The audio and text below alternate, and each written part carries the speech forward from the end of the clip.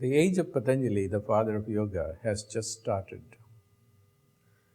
During the Satya Yuga, which is the golden age, which is going to start from 2012 onwards, we'll recognize him as the greatest scientist. I have a personal connection with Patanjali, coming from Rameshwaram, a place where he took his Jiva Samadhi.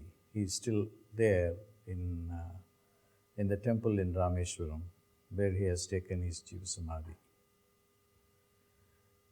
I was attracted to him even when I was very young, 10-year-old, and I never knew what connection existed between him and me until I came later on to study Patanjali through the TM movement. That's my first exposure to Patanjali.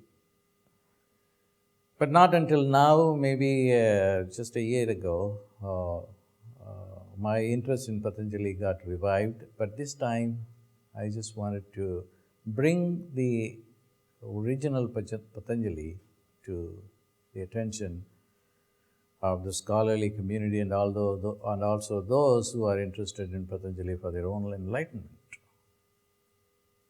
Patanjali is very, very precise. The proper way of using Patanjali is to use his own words. His text is called the Yoga Sutras. The sutras are very, very tiny phrases.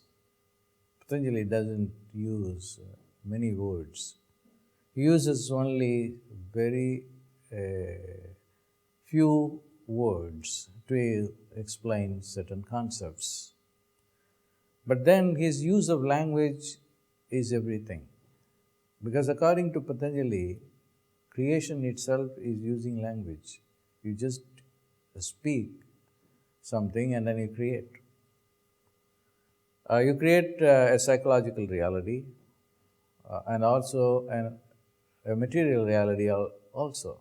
But usually what happens in human understanding, the psychological reality, which is uni-dimensional, is not the physical reality. In other words,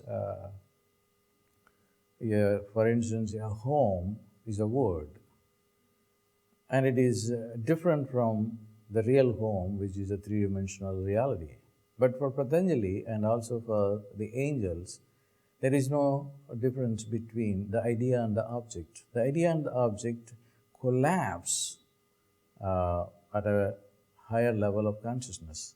And a sophisticated level of language is necessary to bring them together. And this is what happens in Patanjali as his Yoga Sutras. He uses language in a very sophisticated way. For him to say something is not just to explain a concept or is not just simply confined to a meaning aspect of it, but also to create the reality itself in a material way. So, to give you an example, he says, Yoga Chitta Vritti Nirodha, which means yoga is stopping the mind. You can say that in Tamil, in any language, in English or Tamil, my language, the meaning of it, but nothing will happen. So you will understand it is stopping the mind, but you will not stop the mind.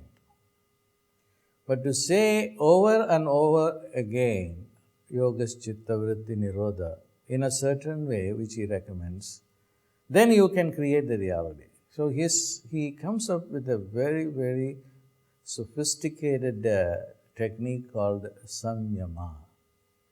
Although people are familiar with the term Samyama and then they do it in a certain way, but not many people have understood the impact or the proper way of doing Samyama. Samyama is one meditation in which there are 3 meditations are involved. The first one he called is Dharana. Dharana is just concentrating on one object without any interruption. And how can you do it? Only when you use the Sutra of Patanjali. You can say that I'm going to concentrate on this camera uh, uninterruptedly and hold this idea in English. Nothing is going to happen, then other thoughts will come. But if you use the Sutra Patanjali for concentration, which is called dharana, Desa bandhas chittasya dharana, Desa bandhas chittasya dharana. Still thoughts will come and go, but then at a point, because of the power of Patanjali's consciousness to use words in a sophisticated way, you will certainly go and create the dharana, which is concentration without interruption of other thoughts. Desa bandhas chittasya dharana. That's the step one. Step two is just further delving deep into the object concentration, where you go to a pratyaya stage, which is like the object being reduced to a more subtle level. And that he calls as dhyan, ekathanata dhyanam. You have completely focusing attention at a subtle level, at the pratyaya level of the object. Then you go to the third level, which is the most important level, which he calls as samadhi, which is there is no object, there is no subject, there is only object. You concentrate on the object completely without the eye consciousness, without yourself or the soul. There is no soul involved in it, there is no eye consciousness, there is no mind, but only one thing is out there. And what is there? The object. Artha matra, nirbhasham. Artha matra means complete, only the object exists. Nirbhasham.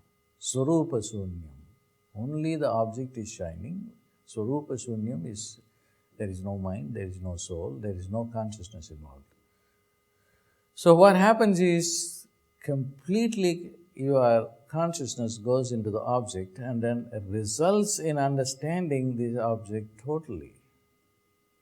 So it is as if only the object exists and you don't exist. And that is complete concentration, which he calls samadhi. So when you combine all these three, he calls the technique as Samyama. Samyama is dharana, dhyan, samadhi. The three steps together. And when you do this Samyama technique, then you can do anything that you want. There are a number of siddhi powers that he teaches, like how to become invisible, how to know the future, how to get into somebody else's body, how to even disappear, how to fly in the air. All these techniques, he calls them as vibhuti, siddhi powers. And they can be done when you do a samyama on that. One thing that I have enjoyed over the past 18 months is just teaching people the proper use of samyama. The bottom line is you have to use Patanjali's own words, because he lives at a level of consciousness to speak these words of Patanjali. He is to create the reality. It is not language used at a very low level of awareness, but of the heightened level of awareness. He knows that once he says some words, he creates that reality. I have found that using Patanjali in his own words, using Sanskrit, is the only way to experience him in all purity.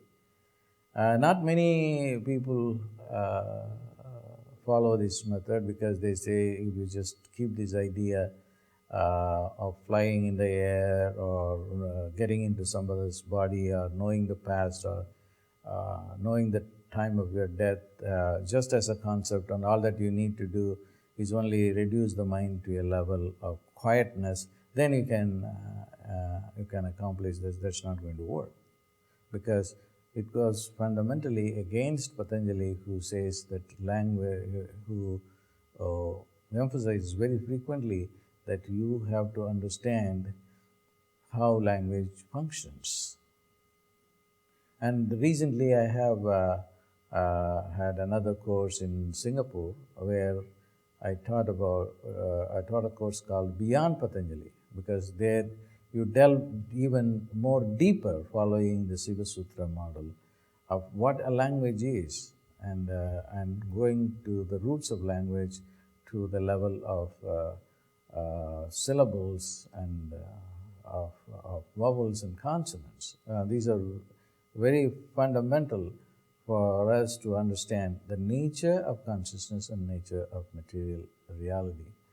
So during the year 2011 and 12, I will be more engaged in bringing more esoteric secrets of Patanjali, and in 2012, this will be recognized by scientists as great scientific techniques to understand the nature of mind and the nature of matter. So Patanjali, to put in one word, is teaches mind over matter.